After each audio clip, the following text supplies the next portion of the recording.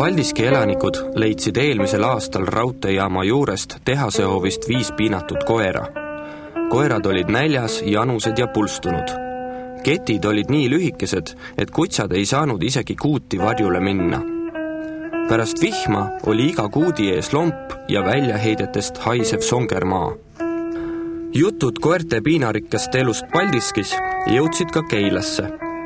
Õnnetust loost kuulsid 2 neidu, kes ei pidanud paljuks igal õhtul pärast tööpäeva lõppu rongiga Keilast Paldiskisse sõita, et koertele süüa viia. Koerad on maha jäetud tehases, 5 tükki on neid seal, näljased, süüa ega juua ei ole viimastel päevadel olnud. Ühel koeral on kaela peal oli kett sisse hõõrunud, nii et sealt oli näha ka verd või liha või mingit sellist värvust. Ja ketid on täpselt nii pikad, et ulatuvad ainult kuudini, aga kuuti sisse nad selle ketiga ei ulata. Peremees väidab, et need loomad valvavad tal territooriumit. Kas need koerad üldse on võimelised mingi valvama seal nendes tingimustes? Kindlasti mitte, sest et mulle tundub, et neid koer on väärkoheldud. Nad on nii arad ja üldsegi, milline koer valvab nii lühikese keti otsas üldsegi mingi territooriumi. Et väärkoheldud, see tähendab seda, et nüüd peksa saab? Jah. Looma omaniku Vladimir Žukoviga kohtuda ei õnnestunud. Läbi ukse andis intervjuu ainult koerte omaniku Vladimir Žukovi naine.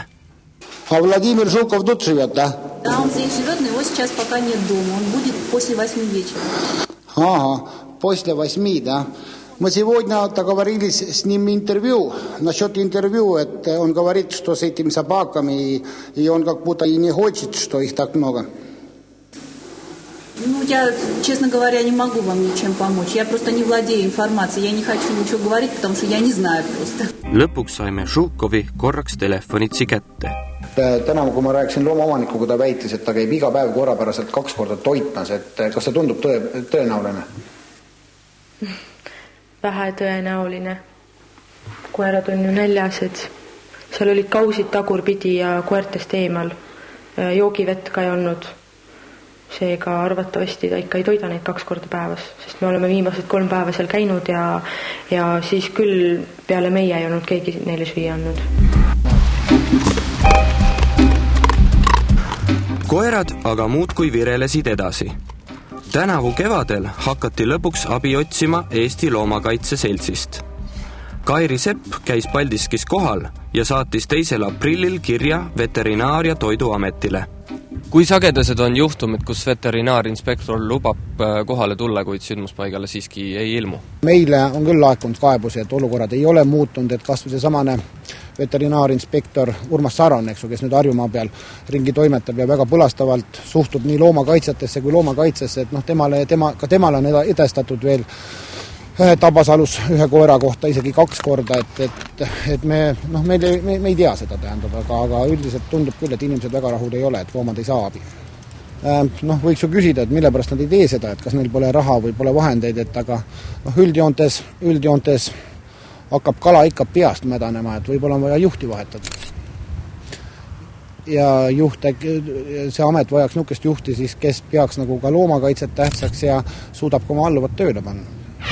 Kui on mingid kellegi loomamured, siis siin riigis nagu ametnike käest abi ei saa? Jah, see on pool aastat vana lugu juba ja 2 koera on imelikult haihtunud. Eriti halvaks läksid lood tänavu sügisel. 1 koera kaela sisse oli raske lehmakett sügava haava hõõrunud. Sealt imitses verd ja kollakat tollust ning see moodustas loomakesele verest, mädast ja porist koosneva krae. Selle järgi hakati koerakest kutsuma kraeks.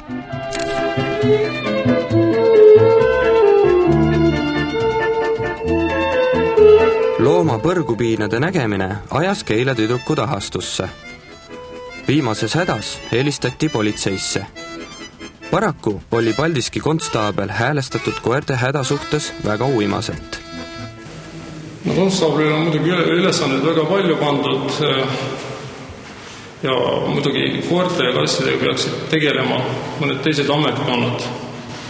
kes on rohkem pädevad selles asjas teostama seda järelevalvet ja kontrolli. Aga kes näiteks, kas oleks Loomakaitseameti loomine oleks tark mõte? Aitaks see teid teie töös? Ma usun, et kindlasti.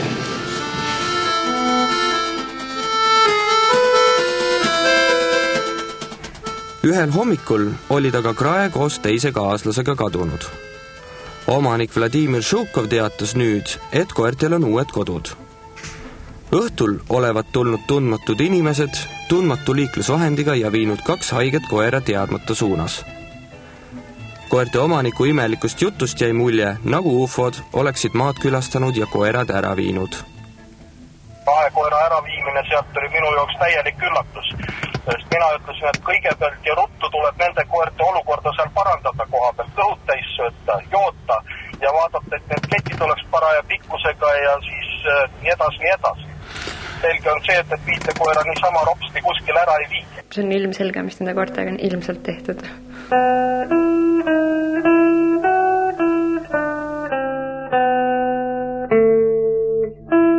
No, olukord ei ole kõik kiita, sellepärast, et kahjuks 2007. aastaks meie eelmine linnavalitsus jättis eelarvesse ainult 18 000 krooni, millega ei ole nagu üldse võimalik midagi teha, mida me küll suurendasime nüüd 50 000 üle. Järgmiseks aasta eelarvesse on planeeritud 180 000 ja loodame, et sellega paraneb ka loomade olukord, et saame midagi ette võtta nende hulkuvate kasside, loomade ja koertega, kes meie territooriumil praegu on.